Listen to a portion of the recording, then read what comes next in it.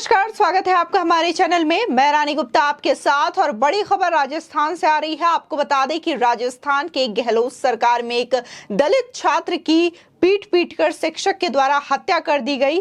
बस वो छात्र पीने का पानी मटके से निकाल रहा था और इस वजह से सवर्ण वर्ग के जो शिक्षक थे उन्हें गुस्सा आ गया और उन्होंने दलित छात्र की इतनी बेरहमी से पिटाई की कि इलाज के दौरान उसकी मौत हो गई। अब इसको लेकर के मायावती ने सीधे तौर पर गहलोत सरकार को बर्खास्त कर वहां पर राष्ट्रपति शासन की मांग की है।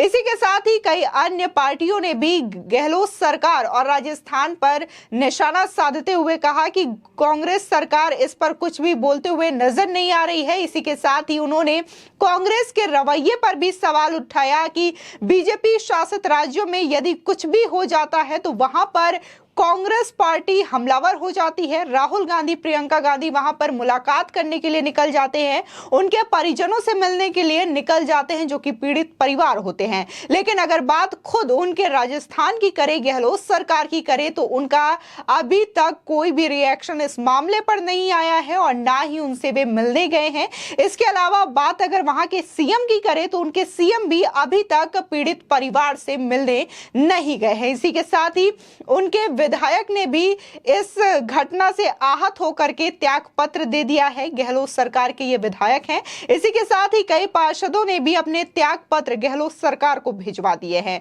वहीं एक खिलाड़ी ने मांग की है कि जो दलित बच्चे की मौत हुई है उसके पीड़ित परिवार को मुआवजे के तौर पर धनराशि गहलोत सरकार दिलवाए। आपको बता दें, लगातार गहलोत सरकार अपने द्वारा किए गए रवैये को लेकर के निशाने पर रही है। लोग हमेशा उन पर तुष्टीकरण की राजनीति का आरोप लगाते हुए नजर आए हैं।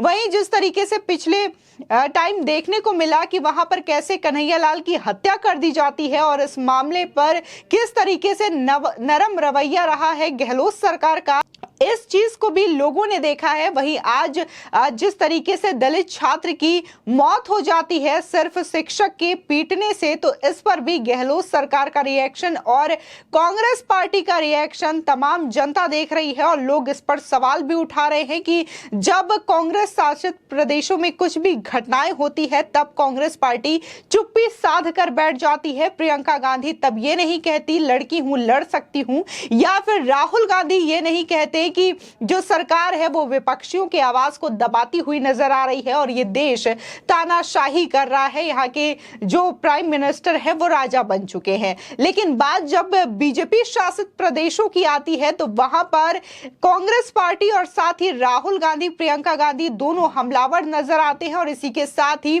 जो पीड़ित परिवार होते हैं उनसे मिलने भी चले जाते हैं बिना सरकार की मंजूरी लिए और ये भी नहीं देखते कि वहां पर जाने से क्या वहां का माहौल होगा, वहां की शासन व्यवस्था खराब हो सकती है। आपको बता दें, राजस्थान के जालौर जिले के सयाला थाना इलाके के सुराणा गांव में स्कूल टीचर की पिटाई से 9 साल के दलित छात्र की मौत का मामला गरमा चुका है।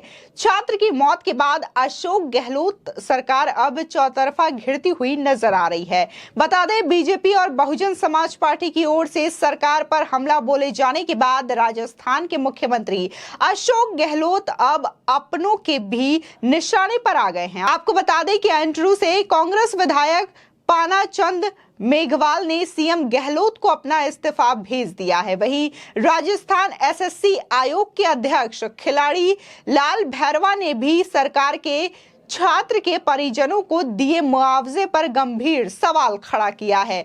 आपको बता दें कि मायावती ने भी अपने ट्वीट के माध्यम से गहलोत सरकार पर जमकर निशाना साधा। मायावती ने अपने ट्वीट में लिखा कि राजस्थान के जालौर जिले के सुराणा में प्राइवेट स्कूल के 9 साल के दलित छात्र द्वारा प्यास लगने पर मटके से पानी पीने पर सवर्ण जाति के जातिवादी सोच के शिक्षक ने उसे इतनी बेरहमी से पीटा कि कल उसकी इलाज के दौरान मौत हो गई। इस हृदय विदारक घटना की जितनी भी निंदा व भर्त्सना की जाए वो उतनी ही कम है। साथ ही उन्होंने आगे ये भी लिखा कि राजस्थान में आए दिन ऐसी जातिवादी दर्दनाक घटनाएं होती रहती हैं। इससे स्पष्ट है कि कांग्रेस की सरकार वहां खासकर दलितों, आदिवासियों व उपेक्षितों आदि के जान व इज्जत आबरू की सुरक्षा करने में नाकाम है। अतः इस सरकार को बर्खास्त कर वहां राष्ट्रपति शासन लगाया जाए तो बेहतर होगा। जालौर जिले के सयाला थाना क्षेत्र के सुराड़ा गांव के एक निजी विद्यालय में दलित छात्र ने स्कूल संचालक के मटके से पानी पी लिया था और इसी बात को लेकर के उसकी बेरहमी से पिटाई कर दी गई। पिटाई की वजह से छात्र को अंदरूनी चोटें आई थी और उसके परिजनों ने पहले उसे स्थानीय हॉस्पिटल में एडमिट करवाया, फिर उसे अहमदाबाद ले जाया गया जहां उसकी मौत हो गई। आपको बता दें कि छात्र की पहचान इंद्र कुमार के रूप में की गई है, जो सुराड़ा गांव के सरस्वती विद्या मंदिर में तीसरी कक्षा का छात्र था। पूरे मामले में मृतक छात्र के चाचा किशोर कुमार ने स्कूल संचालक छैल सिंह के खिलाफ सयाला पुलिस थाने में मारपीट करने, जाति सूचक शब्दों का इस्तेमाल कर वहीं इस मामले पर राज्य के मुख्यमंत्री अशोक गहलोत ने कहा कि जालौर के सयाला थाना क्षेत्र में एक निजी स्कूल में शिक्षक द्वारा मारपीट के कारण छात्र की मृत्यु दुखद है। आरोपी शिक्षक के विरुद्ध हत्या व SC/ST एक्ट की धाराओं में प्रकरण पंजीबद्ध कर गिरफ्तारी की जा चुकी है। वही मामले में त्वरित अनुसंधान एवं दोषी को जल्द सजा हेतु प्रकरण को केस ऑफिसर स्कीम में लिया गया है। पीड़ित परिवार को जल्द से जल्द न्याय दिलवाना सुनिश्चित किया जाएगा।